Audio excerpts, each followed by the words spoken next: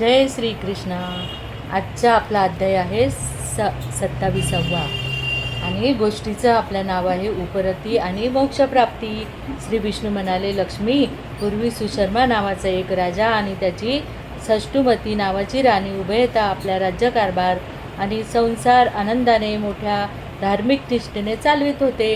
अधिक मासातील व्रते नियम पाळून ते अपार दान धर्म करीत असत। एके दिवशी त्या राजाकडे अंगिरा नावाचे एक तपोनिष्ठ ऋषी आले।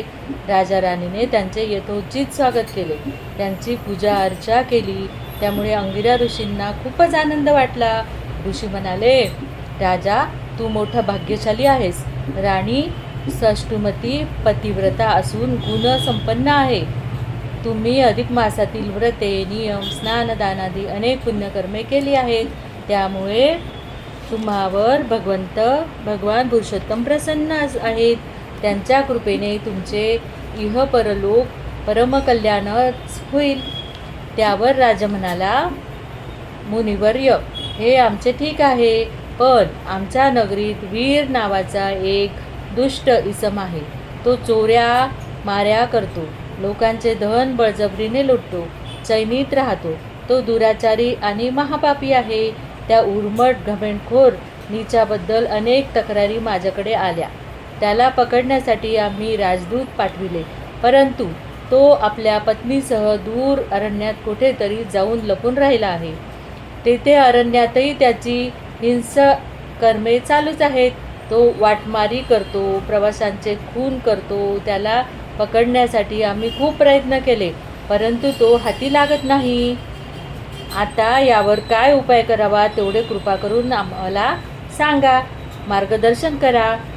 अंगिरा ऋषी म्हणाले, राजा, त्या दुराचारी वीराला पकडून तुझ्यात जन्मभर खितपत पडू देण्यापेक्षा तुरुंगात जन्मभर खितपत पडू देण्यापेक्षा त्याला आपल्या केलेल्या काही पुण्यकर्मे घडतील, केलेल्या पापकर्माचा पश्चाताप होईल आणि मग उपरती होऊन त्याच्या हातून काही पुण्यकर्मे घडतील, नंतर तो मोक्षपदाला जाईल, अशी काहीतरी व्यवस्था कर।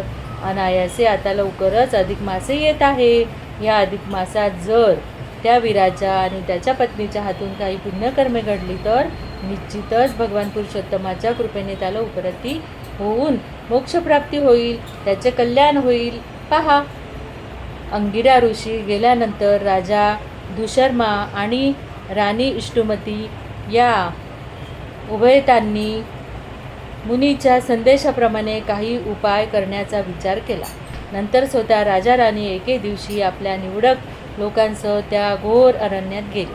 त्या अरण्यात एका तळ्याच्या काठावर एक छोटेसे सुंदर विष्णू मंदिर होते। त्या रम्य ठिकाणी राजा राणीने आपला तळ ठोकला। 2-4 दिवसानंतर चमत्कार असा झाला की त्या अधिक मासातील स्नान व्रतासाठी राजा राणी अगदी भल्या पहाटे अंधारातच तलावात स्नानासाठी गेले होते। स्नान आटपून ती राणी षष्टुमती एका वृक्षाआड कपडे बदलीत होती। तोच एक स्त्री तेथे आली। तिने राणीचे पाय धरले आणि काकुळतेने ती म्हणाली, हे पुण्यशील राणी, माझे पती भारीच दुराचारी आहेत। अनेक पापे त्यांच्या हातून घडली आहेत। राजाकडून शिक्षा होईल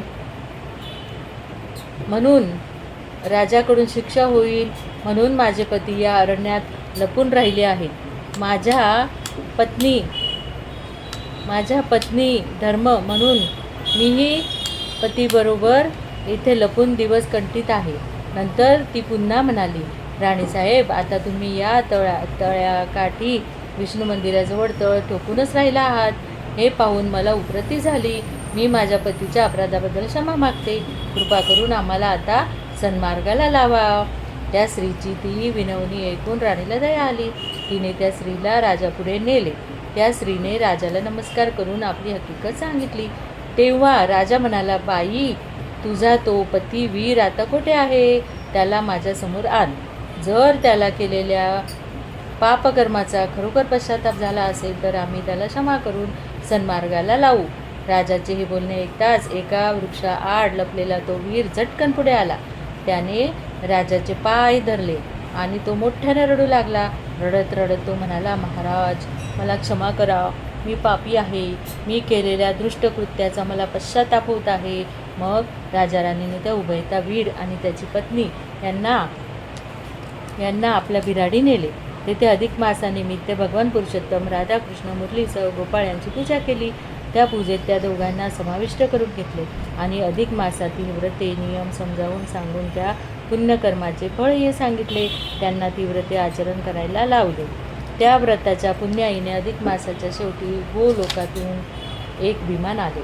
त्या विमानातून देवदूतांनी तो वीर आणि त्याची पत्नी यांना सन्मार्गाने गोलोकात नेले.